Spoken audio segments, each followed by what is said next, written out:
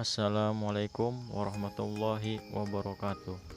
Perkenalkan, nama saya Ahmad Rizky Sulistiawan, NIM 20141101163, Fakultas Ekonomi dan Bisnis Islam, jurusan Ekonomi Islam, Prodi Perbankan Syariah, kelas B dan semester 1.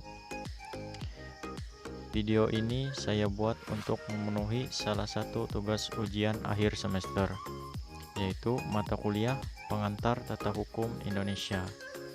Dosen pengampu Pak Jepri Tarantang, SSY, SH, MH. Dan judul materi Peradilan Umum, Administrasi Negara, Peradilan Agama, dan Peradilan Militer. A. Peradilan Umum. Lembaga peradilan sebagai tempat untuk mencari keadilan bagi setiap warga negara merupakan badan yang berdiri sendiri atau independen dan otonom. Salah satu unsur penting dalam lembaga peradilan adalah hakim. Hal ini dikarenakan seorang hakim mempunyai peran yang besar dalam memberikan keadilan kepada setiap orang yang berperkara di persidangan, sehingga diharapkan seorang hakim di dalam memeriksa, menyelesaikan, dan memutus suatu perkara juga harus bebas dari pengaruh apa atau siapapun untuk memberikan putusan yang seadil-adilnya kepada setiap orang yang berperkara di pengadilan. Oleh karena itu, hakim sebagai penegak hukum harus benar-benar menguasai hukum. Dalam hal ini, hukum acara perdata. Sesuai dengan sistem yang dianut Indonesia, bahwa dalam suatu sidang itu harus dipimpin oleh seorang hakim, dan hakim harus aktif bertanya. Maksud dari hal tersebut adalah untuk menemukan kebenaran. Pembuktian adalah sebagai salah satu cara hakim untuk mengetahui suatu peristiwa yang sebenarnya. Hakim menilai pembuktian terhadap fakta-fakta dalam sengketa tersebut. Dengan adanya pembuktian tersebut, hakim dapat menentukan putusannya. Asas actori incumbit probatio merupakan asas umum dalam beban pembuktian yang artinya siapa mengaku mempunyai hak harus dibebani pembuktian positif yang tercantum di dalam pasal 163 HIR. Asas ini sesuai dengan ketentuan yang ada dalam pasal 163 HIR yang mengatur beban pembuktian dan menerapkan bahwa barang siapa yang menyatakan barang sesuatu hak atau menyebutkan suatu kejadian untuk meneguhkan haknya itu atau untuk membantah hak orang lain, maka orang itu harus membuktikan adanya kejadian itu. Di sini yang berhak mengajukan adalah penggugat. Karena mengajukan suatu hak dan peristiwa, maka ia harus membuktikan. Tergugat diberi kewajiban membuktikan apabila penggugat menyangkal atas bukti yang diajukan penggugat. Pada hakikatnya, seorang hakim hanya diharapkan atau diminta untuk mempertimbangkan tentang benar atau tidaknya suatu peristiwa yang diajukan kepadanya. Oleh karena itu, hakim harus memeriksa dan mengadili setiap perkara yang diajukan kepadanya. Andai kata peraturan hukumnya tidak atau kurang jelas, sebagai penegak hukum dan keadilan hakim wajib menggali, mengikuti, dan memahami nilai-nilai hukum yang hidup dalam masyarakat. Pasal 27 ayat 1 UU 35 tahun 1999. Di dalam kenyataannya, tugas hakim tidaklah semudah dan sesederhana bunyi pasal 2 ayat 1 UU 35 tahun 1999. Pada hakikatnya, dari seorang hakim diharapkan memberi pertimbangan tentang benar tidaknya suatu peristiwa atau fakta yang diajukan kepadanya, dan kemudian memberikan atau menentukan hukumnya. Secara konkretnya, dalam mengadili suatu perkara, hakim harus melakukan 3 tindakan secara bertahap.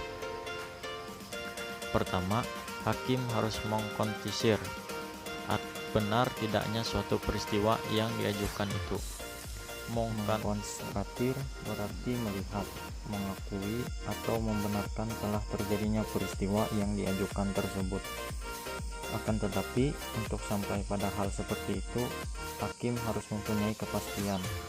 Jadi, mengkonstatir peristiwa berarti sekaligus juga membuktikan atau menganggap telah terbuktinya peristiwa yang bersangkutan. Maka diakui sebagai yang benar-benar terjadi. Apa yang harus dikonstatir adalah peristiwanya. Untuk sampai pada hal tersebut, hakim harus melakukan pembuktian. Peristiwa yang telah dikonstatir sebagai peristiwa yang benar-benar terjadi harus dikualifisir. Mengkualifisir berarti menilai peristiwa yang telah dianggap benar-benar terjadi itu termasuk dalam hubungan hukum apa atau yang mana.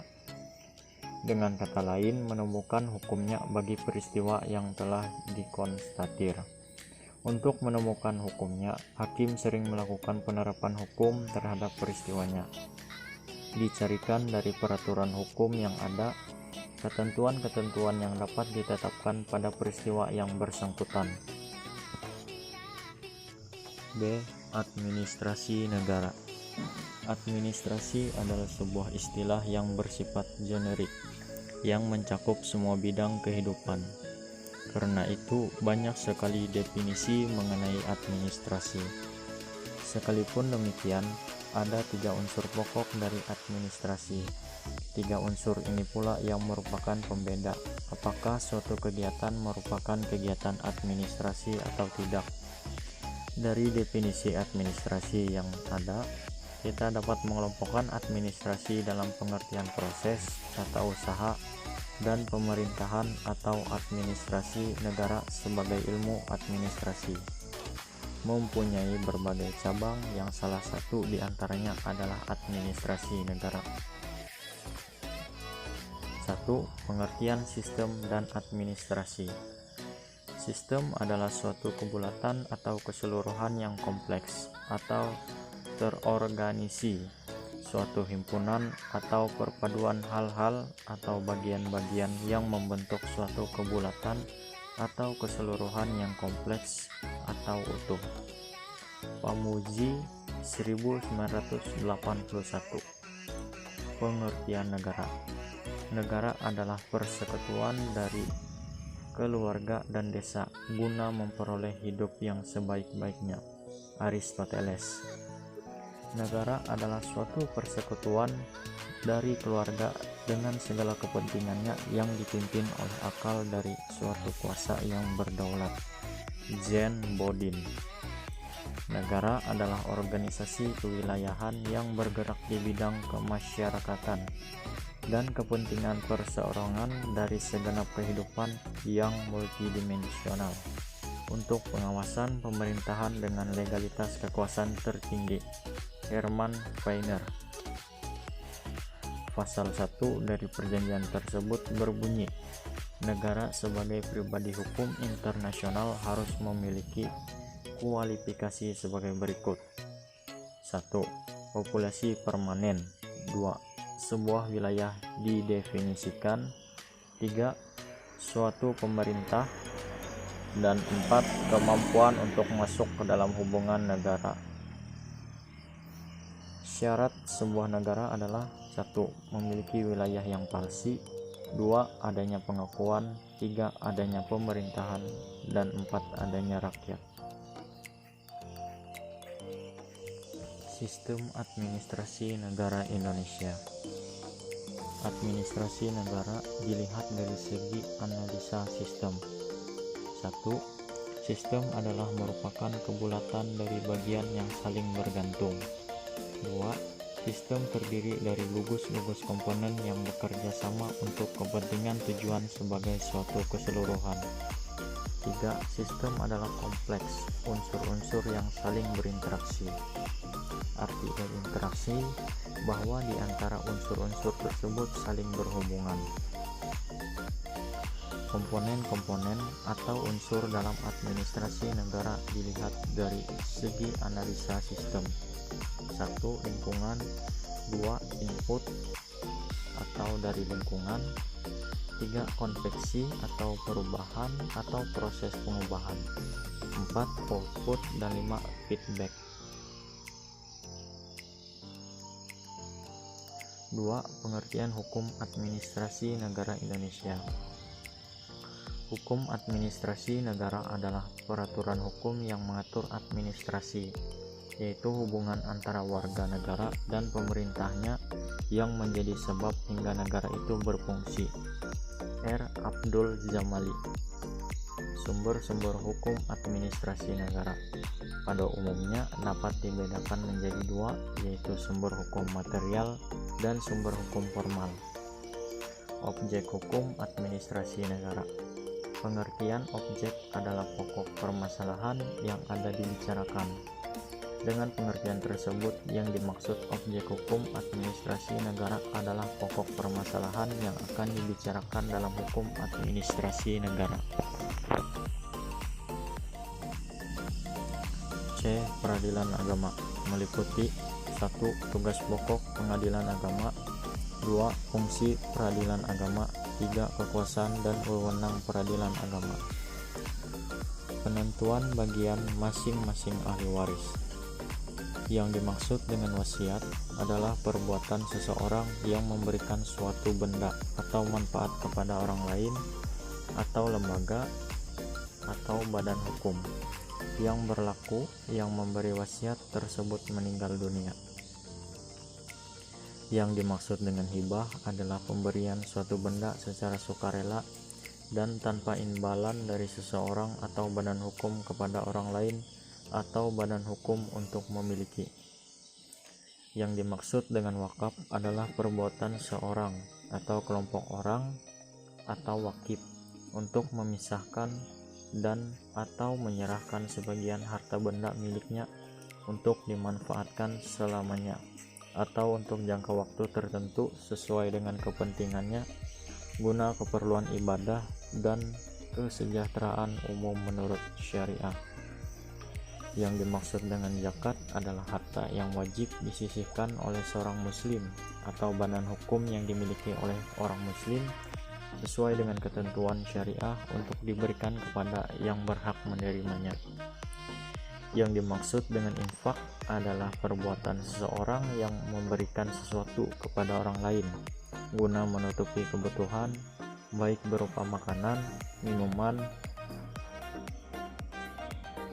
memberi rezeki atau karunia, atau menafkahkan sesuatu kepada orang lain berdasarkan rasa ikhlas dan karena Allah Subhanahu wa Ta'ala.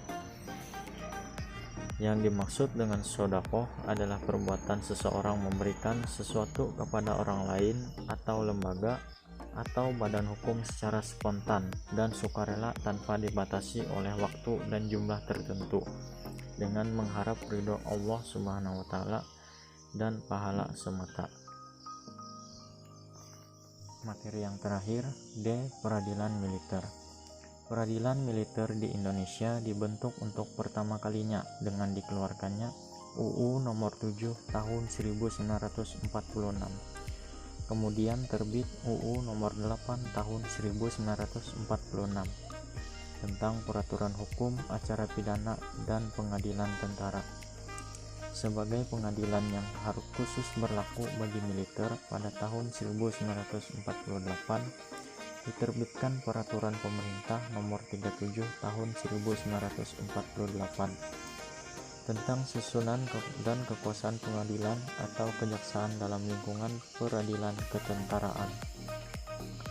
Sejak berlakunya Republik Indonesia Serikat pada tahun 1950 terjadi perubahan undang-undang tentang susunan dan kekuasaan kehakiman dengan disahkannya Undang-Undang Darurat Nomor 16 Tahun 1950 menjadi Undang-Undang Nomor 5 Tahun 1950 tentang susunan dan kekuasaan pengadilan atau kejaksaan dalam lingkungan pengadilan ketentaraan. Ketua Pengadilan Negeri karena jabatannya menjadi Ketua Pengadilan Tentara. Direktorat Jenderal Badan Peradilan Militer dan Tata Usaha Negara merupakan unit organisasi baru pada Mahkamah Agung. Adalah unit 1 eselon yang mempunyai tugas antara lain merumuskan dan melaksanakan kebijaksanaan dan standarisasi teknis di bidang administrasi, keuangan, dan organisasi ketatalaksanaan bagi tenaga teknis peradilan militer dan tata usaha negara sebagaimana diatur dalam Peraturan Presiden Nomor 13 Tahun 2005 tentang Sekretariat Mahkamah Agung dan Keputusan Sekretaris Mahkamah Agung Nomor MA/SEK 07/SK/111/2006 tentang organisasi dan tata kerja Sekretariat Mahkamah Agung RI. Sekian penjelasan dari saya tentang materi ini. Mohon maaf atas silap kata yang disengaja maupun tidak disengaja. Semoga penjelasan saya dapat diterima dan dipahami. Wabillahi wal taufiq wal hidayah. Wassalamualaikum warahmatullahi wabarakatuh.